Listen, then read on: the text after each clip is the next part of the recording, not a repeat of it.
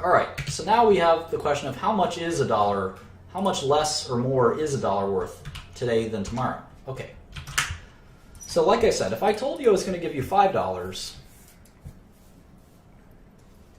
today, or this year, and I was going to give you $5 next year, and every year thereafter, we obviously, if we summed all these things up, I don't know if you guys know this, sigma means sum, capital sigma in Greek. If we summed all of these from beginning of 2016 to infinity, what would the answer be? It would be an infinity. Yeah, it would actually be infinity because we'd have an infinite number of years. And obviously the right to get $5 a year forever is not worth infinity. It is not worth infinity. It is worth less than infinity for sure.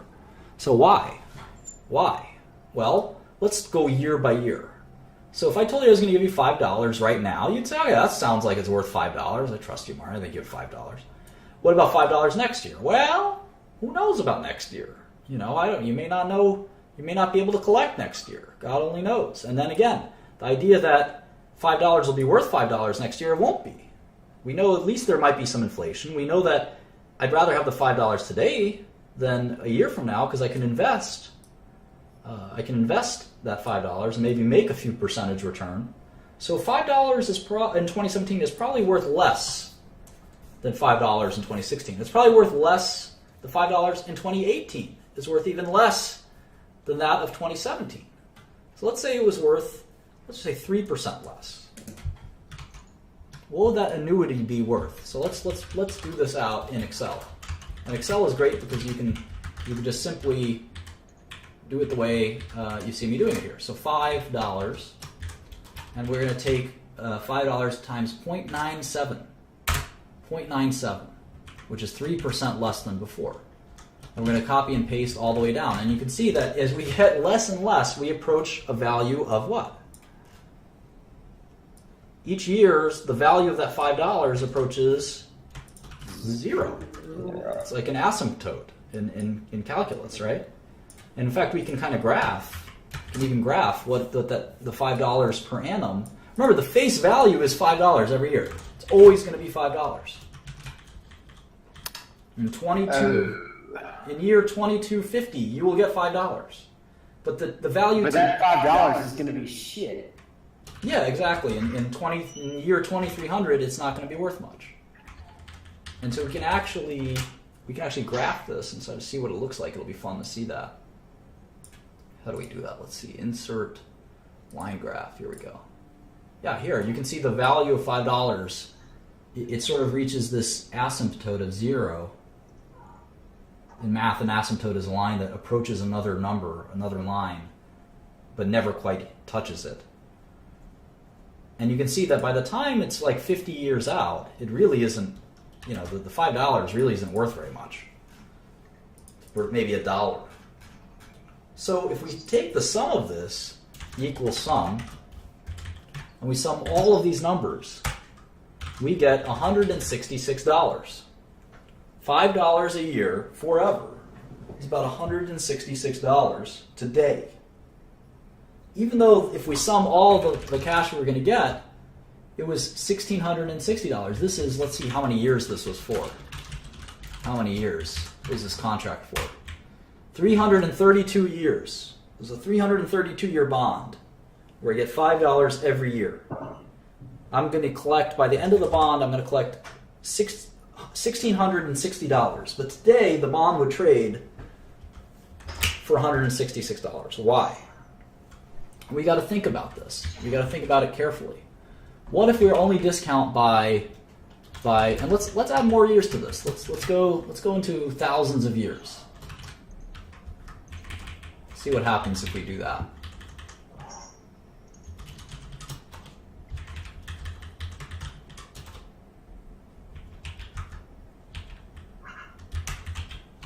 Hang on.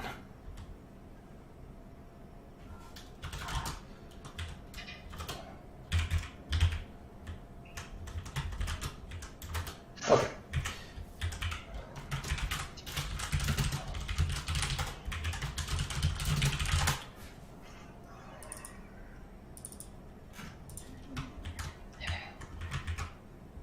Great. So we're going to call the rate at which we discount the cash flow from one year to the next the discount rate. And we're going to change this formula. And I encourage you all to make this Excel sheet yourself. We're going to change this formula to the discount rate. We're going to see what happens when we change the discount rate to 10%. What do you think the value of the bond will do? Obviously, the amount we're going to collect will be the same. This contract promises us $9,310. $5 a year for a long time. Let's see how many years we put in this. If we increase the discount rate, what's the value of this contract? It's going to be lower. Yeah, it's going to be lower. Why? Because it approaches zero at an earlier rate. It gets closer to zero at a much earlier time. Yeah, so we can see that it goes down to $50. If it's 5%, it's $100. If it's 3%, it's $166. If it's 2%, it's $250. You can see that they're inversely proportional. In fact, a fascinating thing is as the discount rate approaches zero, the value of the bond approaches what?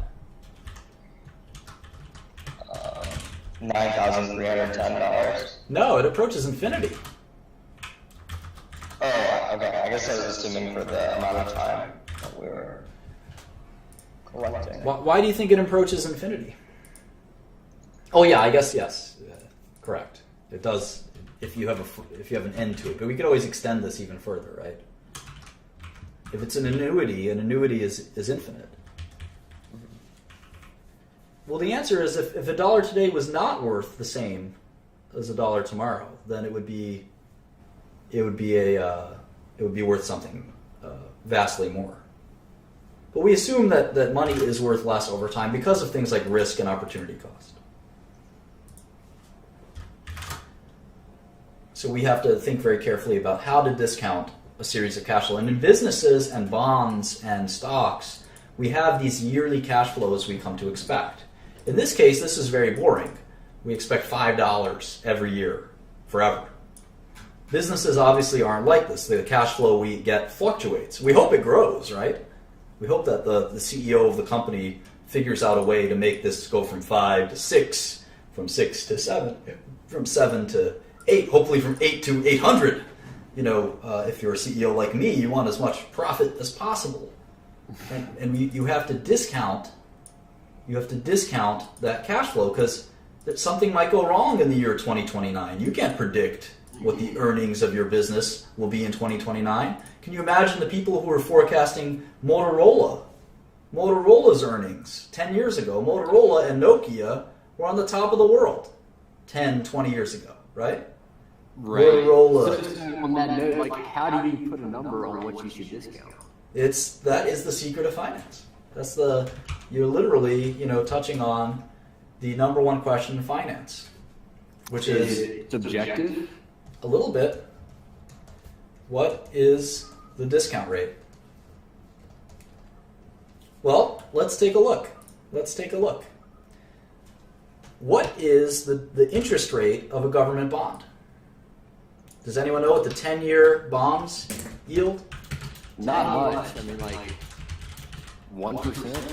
Yeah, it's about 2%, 1.7%, 1.5%, something like that.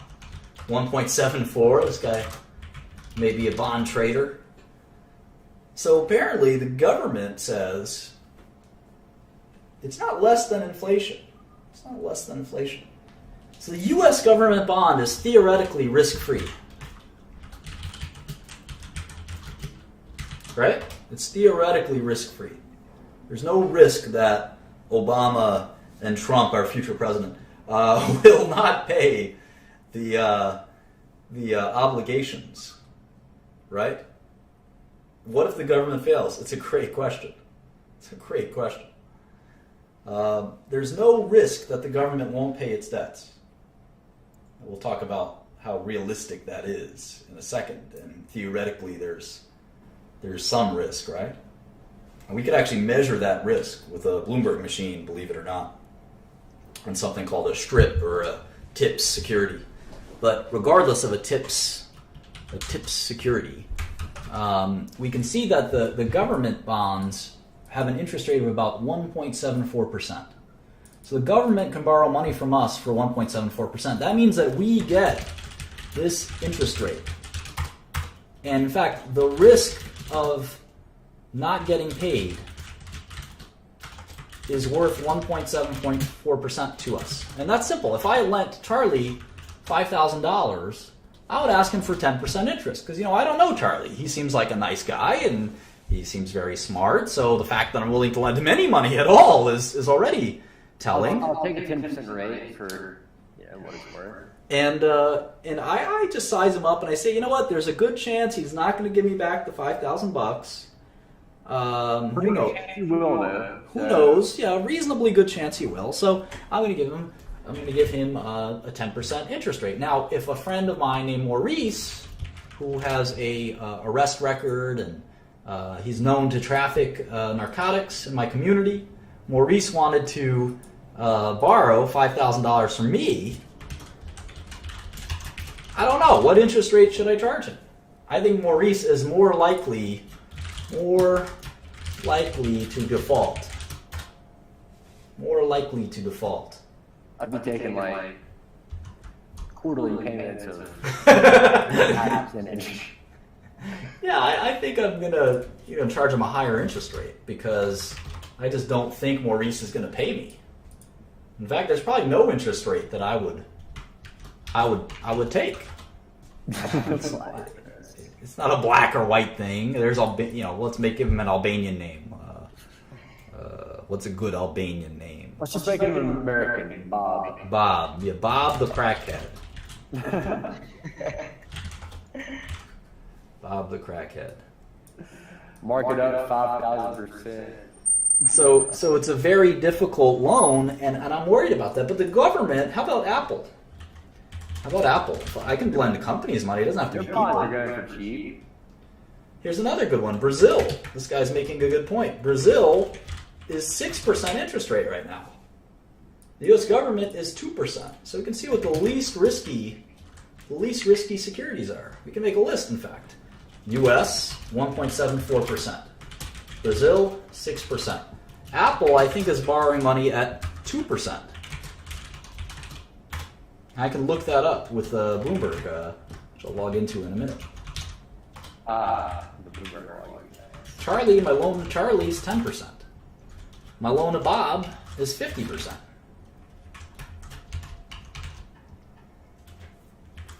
So you can see that the riskier a loan is, or a cash flow is, the less we expect to get paid. The less we can discount it. The riskier a loan is, the more we have to discount it. Does that make sense? Good. It does. So if we have a corporation, remember, these are bonds. These are secured obligations. Bonds are senior to equity. Cash flow from equity is riskier. So when Apple makes $18 million this year, this is Apple's income statement, we don't know what they're going to make in 2017. It could be 10% more. It could be 10% less. We don't know. We have no idea. Let's look at an athlete. Let's take name an athlete everyone likes. LeBron James, Steph Curry. All right. Kobe would not be a good example because he's retiring. So what is the value of Steph Curry's contract? Let's say he's going to make $10 million a year for 5 years. I don't even know what team he plays for. Golden State Warriors, I think. Yeah. So let's say he's going to make $10 million a year for 5 years. What's the value of his contract? It's $50 million on paper. On paper, you're going to get $50 million in payments. But what about present value? Well, it's a guaranteed contract from a major company. So it's probably not very risky. But even the least risky thing, a government bond, a promise from the U.S. government, it has never broken its promise in How old is this country? 250 years. Has never broken its promise. Is not about to break it soon. That's the most ironclad, at least for bonds, it's never broken its promise. Wars and shit like that breaks it every day, but for bonds, it's never broken its promise. Apple, very creditworthy. Brazil, Charlie, Bob, these are much riskier. So, but Steph Curry is the Golden State Warriors. You gotta discount that big time. No, he's gonna get his money. And remember, his contract says paid If you're discounting, even if injured. you gotta discount Steph Curry. I would say a discount rate of 5% would be appropriate. Okay. So in Excel, what we do here is we actually do something like this. It goes equals NPV, parentheses, 5%, comma, and then we highlight all of these, and we get a number. It's $43,290,000. That is the present value. And why is it 43 million and not 50 million? Can anyone answer that? It's because there's some risk If with the NBA defaults. There's some risk of the NBA defaults. That's a good point. The more likely, Not likely. the more likely scenario is that there's opportunity cost. And it's not like he's not going to collect. He's going to collect 50 million. There's no doubt. The point is, he would rather trade 5 equal installments of 10 million for $44 million or $45 million. And the discount rate, this is a really important concept right here. You guys, this is gold here, what I'm about to tell you. It's a secret.